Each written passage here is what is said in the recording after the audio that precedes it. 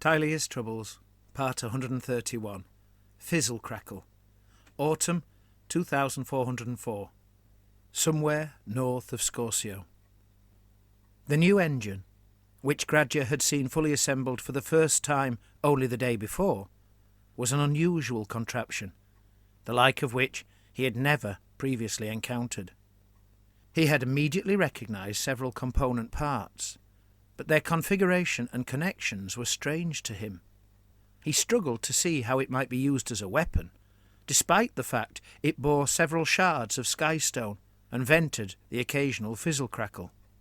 Unlike several of the Army's war engines propelled by warpstone-heated steam, or the Terror Bombard pushed by a modified steam wheel, this relied on a more primitive power source, several wretched slaves, encouraged in their endeavours by a lash-wielding overseer. This was not what made it unique, however. It was everything else. Nevertheless, having observed it for a little while now, he was beginning to form some ideas regarding its purpose. Meanwhile, his friend Farrgrin was more concerned about the proximity of the Man-Thing village. Gradger assured him that it was obviously abandoned, most likely during the recent wars that racked this part of the world. "Good and better," said Farrgrin. "For if the Man-Things have been fighting wars, then their armies are damage diminished, their strength sapped. But see and know, friend Gradger, their houses have cellar pits and roof attics and other places to hide. Can you know for certain sure all these were search-inspected?" "Worry not. If there is something lurk hiding within, then we need not concern ourselves," reassured Gradger, his voice, as ever, muffled by his mask. "While they skulk and scrabble in the small dark places, what can they do to us?" "They might sneak out in the dark night and head off to advertise our presence to all and sundry." Gradger simply shrugged his shoulders, as if nothing could or should be done. The master engineer, who had ridden the engine earlier but now walked by its side, was chatter-shouting commands to the crew upon its platforms, apparently pointing out a course correction. "Where is he taking us?" asked Farrgrin. "For the present and now, he goes wheresoever the Seer Lord command orders. But when the time is right and good, the engine shall show us the way, not its master. He will merely impart its understanding to the chieftain commanders and Lord Erlach. Look, see, good Gradge, the engine is binnacle and compass, the engineer, but the helm tiller." "Then why and for what reason does he carry a perspective glass, if it is not he who must find the way?" "Simply and surely that he can see what lies ahead. The engine might suggest a route to travel, but I doubt it knows if a mountain rises, a river courses, or a chasm lies in its path," explained Gradger, despite, in truth, being altogether uncertain about what the engine revealed. "That may well be, I understand and admit. But the machine is now assemble-constructed. Its spokes turn, spinning, and the master are pointing and commanding. If we are going where Lord Erlach commands, then why is all that such and so?" In truth, Farrgrin's discombobulation regarding the engine arose from the fact that he had become used to being the one who discovered such secrets, what with his message carrying and the chance to hear the words of the senders and the receivers of said messages. This time he had learned nothing, and so was forced to rely on Gradger's engineering knowledge, which made him feel considerably less important than usual. "The master and his mates must learn practice," said Gradger, apparently becoming more confident in his conjectures. "They must study the engine's language, fathom its mysteries, comprehend its quirks, and master its movements, both major and minute. If the engine speaks with a stutter, they need to know how to compensate. If it overspins, carried too far by the sheer speed of its revolutions, they must learn how to correct. Then, when the time is right and needs must, their efforts will prove both acceptable and worthwhile." "And how do you know so much, when none and no others do, except the master and his crew?" "Friend Farrgrin, you have foolish forgotten I am no mere prentice scullion when it comes to engines." He had indeed spent much of the previous night pondering the engine's purpose, and how exactly it worked.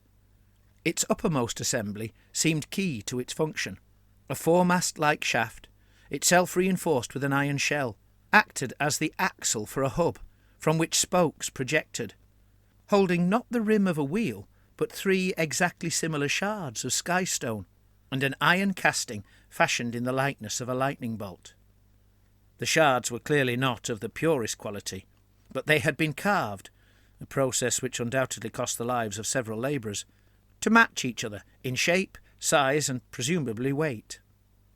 At first, the lightning bolt made him think that the engine was most likely a weapon, and indeed there was a 4th shard attached to a topgallant mast at the head of the axle, besides which an ether coagulator was mounted, rather like that found on the most common kind of warp lightning cannon. But the iron pointer was merely a solid casting attached to a 4th iron spoke, and thus very unlikely to channel a sufficiently controlled fulmination of warp energy to form a satisfactorily ranged bolt. Perhaps this engine was more like a drill, or a saw, or a hammer, except these possibilities made little sense either, for nothing else about its form lent itself to such purposes. He had seen one of the engines that drills the exit tunnels from the underpasses, and if they were an iron chisel, then this flimsy contraption was a feather pen. Indeed, it was not inconceivable that a well-placed hammer blow could shatter the entire engine. Besides, the iron bolt was not connected in any way to the coagulator, neither by pipe, cable, or wire, and so surely it could only be what it appeared to be, a pointer. Once he had a chance to observe the crew tending the fully operational engine that morning, now that they were not merely hauling it semi-dismantled as a clumsy burden through the underpass. He had a lot more to work with. He quickly perceived that they paid greatest attention to the subtle spinning of the shards and pointer, sometimes quick, other times slow, most often smooth, but occasionally with a sudden juddering jerk, and it was obvious they were somehow reading its motions. Yet why they did so still evaded him. Did it indicate the proximity of enemies or allies? Could it reveal the approach of foul weather or the winds of magic? Did it show which direction a particular target lay, or give warning of the whereabouts of the most dangerous or magical of foes? He could not know, but it was obviously attuned to something, and clearly indicated a direction. What really marked out this engine from all others he had seen was the pitiful prisoner, encaged in iron, hanging from its side. This poor wretch, reduced to nothing more than flesh and bone, the latter quite visible through what little remained of the former, also had an ether coagulator directed at him, and so perchance was a magic user of some kind, or in some way either powerfully blessed or cursed. But what could he possibly contribute to the workings of the engine? Was he as irrelevant as a mascot, or some sort of lucky charm? Or was whatever essence being drained from him crucial to the engine's operation? Having noticed Farrgrin's repeated glances in the direction of the village, Gradger broke the silence, saying, I have been thinking, and it seems to me that Seer Lord Erlach will want the man-things to know we are near and close. Erlach can use the terror weapon like the bombard but once to melt a city or annihilate an army. Or, instead, he can more profitably employ it time and time again to terrify the foe into retreat or surrender or convince them to pay a ransom so that they might live. If so, then the enemy needs to know the bombard is here. Farrgrin hissed, as if his friend had insulted him. What ails you, Farrgrin? And why? Asked Gradger. You told me that the bombard could not possibly work. Yet here and now you yourself call it a terror weapon. I can and do, for all and sundry know what the last of its kind did. It was a lesson to be learned by all our enemy foes. But you said everything and all about the new bombard was wrong. Now and here you change your mind, claiming it can destroy cities after all. Why should I believe when you tell me you know how this new engine works? You might tell me something other else entirely next week. I said only that it will show us the way, explained Gradger. I never claimed to know how. Farrgrin scowled, not in an unfriendly manner, but more an exhibition of his frustration. So, Gradge, he asked, tell and reveal. When Lord Erlach finally yields to this engine's cryptic will, where will he take us?